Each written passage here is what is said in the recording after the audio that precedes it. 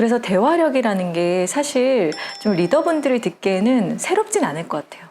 대화력이 중요하다? 이건 너무 잘 알고 있다. 그런데 쿠가 생각하는 리더의 대화력의 중요한 포인트가 무엇일지. 잘 알고 있다라고 생각하는데 잘 모르고 있다. 이게 포인트예요. 네. 조직 개발에 신화를 만든다. 쿠파 오디세이가 함께합니다. 와. 저희 오디세이 지난번에는 그 리더의 3역주 첫 번째 사고력에 대해서 얘기해봤어요. 맞아요. 네, 사고력에는 메타인지력, 자기인식, 자기인식력, 그리고 시스템즈 시스템즈 싱킹. 사고. 네, 세 개가 있었죠. 그리고 오늘은 두 번째 이제 대화력에 대해서 얘기를 나눠보려고 하는데요. 쿠가 생각할 때, 이 대화는 정말 좋은 대화였다라고 생각되는 대화는 어떤 대화세요? 서로 학습했다.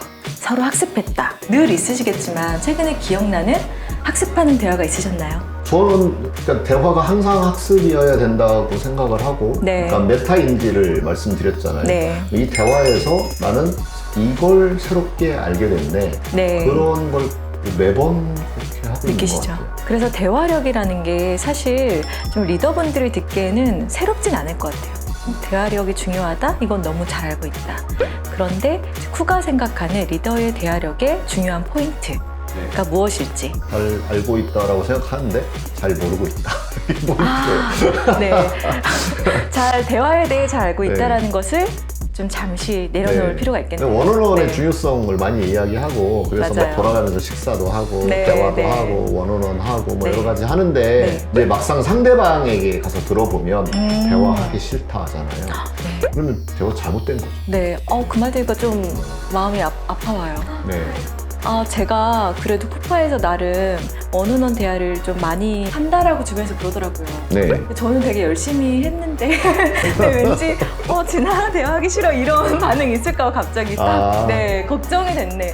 아니에요. 그렇지 네, 않대요. 아이고. 네, 네. 그것 또한 리더가 또 알아볼 필요가 있는 것 같아요. 그렇죠. 나는 되게 열심히 한다고 했지만 정말 잘하고 있다. 그래서 우선 이제 가장 최악의 대화, 최악의 대화, 훈계하는 대화죠. 훈계하는 대화. 막말까지는 안 가겠습니다. 선생님처럼. 막말도 있지만 훈계하는 대화로 자꾸 흐른다. 끊임없이 흐른다. 훈계로 네. 흐른다. 네. 그래서 코칭을 해도 나중에 보면 훈계, 피드백을 해도 나중에 보면 훈계했고, 대화한다고 뭐 원어원 티타임을 갖는다고 해도 결국 훈계였다. 그러면 안 되잖아요. 네, 그 훈계로 갈 수 있다. 그게 어떻게 보면은 리더분들은 나의 역할이라고 생각할 수도 있을 것 같아요. 그렇죠. 무언가 잘못된 것을 네, 책임감을 많이 네, 느끼시죠. 책임감을 많이 가져서 그렇게 대화를 하다 보니 훈계로 갈 수도 있다라는 생각이 들거든요. 맞아요. 네, 그러면은 이것도 궁금해지는 것 같아요. 리더가 하는 대부분의 대화는 피드백, 코칭 요 두 가지가 좀 많을 것 같아요. 네. 리더가 생각할 때. 그러면 피드백과 코칭과 지금 우리가 말하는 대화. 이 세 가지가 어떻게 다를까? 네. 네. 피드백은 뭔가 업무 개선을 위해서 또는 그 평가를 하기 위해서 그 사람의 현재 상황을 서로 공감하면서 대화하는 게 원래 모습의 피드백이에요. 네, 그게 목적인 거죠. 네, 그럼. 그리고 네. 그 피드백의 전제는 기준이 먼저 설정되어 있어야 돼요. 합의된 기준. 네. 예를 들어 그것은 뭐 목표일 수도 있고, 내가 뭐 세일즈다 그러면 세일즈 목표가 이만큼이다 라는 기준이 있고, 지금 기간이 요만큼 남았는데 뭐 몇 퍼센트 달성했네요. 그러면 앞으로 이 부분을 어떻게 해나갈지 듣고 싶어요. 네. 뭐 이런 거라면 피드백이 될 수 있겠죠. 네. 또는 어떤 노력을 그동안 기울이셨나요? 네. 달리 뭐 해보면 좋을 방법이 뭘까요? 이렇게 대화를 하면 그게 이제 제대로 된 피드백이라고 할 수 있는데, 근데 이렇게 해가지고 이거 목표 달성할 수 있겠어? 이렇게 하면 훈계잖아요. 네. 그렇죠? 네, 피드백을 한다라고 해놓고 네. 또 훈계로 흐르는 일이 생겨난다. 이게 이제 셀프 어웨어나 또는 메타 인지가 중요하다라고 하는 부분이, 내가 지금 이 사람에 대하여 이미 제대로 일을 못하고 있는 바보 같은 친구라고 여기에 이미 설정되어 네. 있으면, 그러면 이제 마음은 막 피드백을 잘 하리라 하고 먹고 가서도 결국은 훈계로 끝나는 일이 많다. 네. 그래서 내 마음속에 이 사람에 대하여 어떻게 생각하고 있는지를 아는 능력, 이런 네. 게 중요한 거겠죠. 거기서부터 출발한다. 네. 그럼 대화력도 사고력이 기반이 좀 돼야지 네, 네. 좋은 대화를 만들 수 있겠네요. 맞습니다. 그래서 그 다음에 이제 지식적으로 스탠다드가 합의되어야 되는구나. 그 다음에 스탠다드가 합의되어 있을 때 현재 상태와 그 스탠다드 사이에 갭, 네. 그 차이에 관하여 서로 정보 교환을 하는 것이 피드백이다. 이제 네. 이런 걸 개념적으로 알고 있으면 잘 할 수 있죠. 네, 중요할 것 같아요. 네, 피드백은 우선은 약간 평가를 네. 한다는 것에 좀 목적을 두고 있고 그 평가를 위해서는 합의된 기준이 있어야 된다라는 것. 네. 네, 그게 되게 중요했고요. 그럼 이제 코칭 쪽 한번 얘기해 보면 좋을 것 같아요. 네. 뭐 이런 말도 제가 실제로 들었어요. 아, 우리 리더가 어디 가서 코칭 교육 좀 안 받았으면 좋겠다. 아, 네. 이런 아주 심각한 상황까지 이야기를 하거든요. 그러면 그분이 한 게 뭐냐예요. 그러면 코칭 한 게 아닌 거죠. 코칭 받고 와서 또 훈계한 거예요.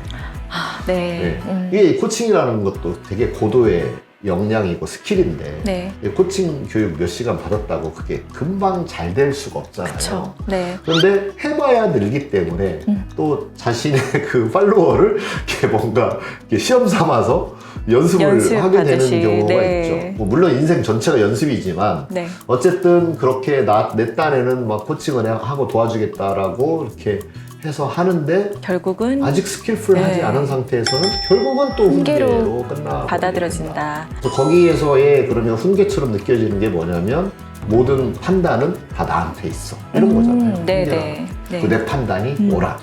그리고 너는 틀렸어. 부족해. 이런 구도이니까. 네. 코칭이 원래 그거 하라는 게 아니잖아요. 그런 격차를 최소화시키려는 노력이 사실은 코칭인 맞아요. 건데 네. 너랑 나랑 동등하게 같이 생각해보자. 너가 원하는 게 있을 거고 그 원하는 것을 쭉 시도해 가는데 부족한 점이나 좀 더 잘했으면 좋을 걸 같이 생각하도록 찾아가도록 내가 질문해 줄게. 질문하고, 네. 이런 게 코칭인 네. 거잖아요. 그렇게 하기 쉽지 않으니까 자꾸 네. 이렇게 훈계로 흐르게 되는 거죠. 네, 그럼 피드백과 코칭도 잘 스킬풀하게 하면은 물론 그 의미대로 할 수 있지만 너무 좋죠. 네, 그걸 잘 알지 못하고 했을 경우에는 결국엔 구성원 입장에서는 훈계로 끝날 수 있다. 네. 그러면은 이제 우리가 말하고 있는 대화는 어떻게 두 개와 다를까요? 제가 이제 대화라는 말을 굳이 전면에 가지고 온 이유는 네, 앞에 피드백도 이미 한국 사회에 부정적 뉘앙스가 있어요. 음. 피드백 받기 싫어하는 뉘앙스가 있어요. 네. 그다음에 코칭은 되게 좋은 뉘앙스도 많이 있는데 코치들에게 잘못된 뉘앙스가 있어요. 전문 코치 분들이야 그렇게 생각하지 않겠지만 리더로서 이제 코칭을 내가 해야 되겠다라고 네. 하면 우리 흔히 말하는 내가 코치해 줄게.